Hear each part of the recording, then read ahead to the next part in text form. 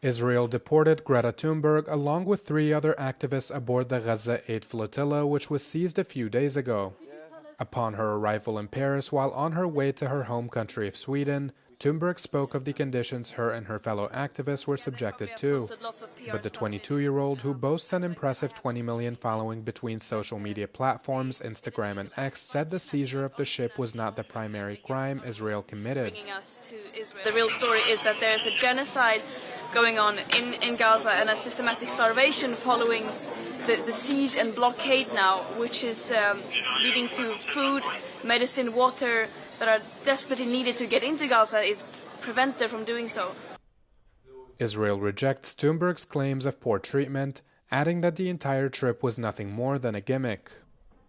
Greta, persona non grata, received food and good treatment.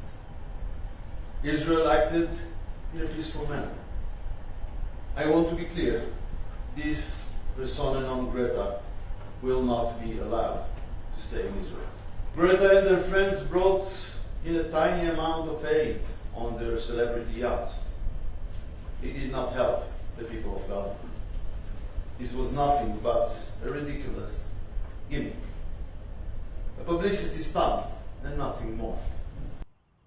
7 others who were passengers on the Gaza aid ship remain in Israel, where they'll be detained for 96 hours before being presented to a judge for deportation. The 4 who were released had agreed to sign documents consenting to voluntary removal. I'm very worried about them. We heard many different messages pointing towards that they would not make it easy. And there were troubles with being able to see lawyers. So I'm very much calling for their immediate release. The Swedish activist pledged to continue fighting for the Palestinian people. She also urged her supporters to demand their governments to exert pressure on Israel to allow the entry of more aid and bring an end to the war.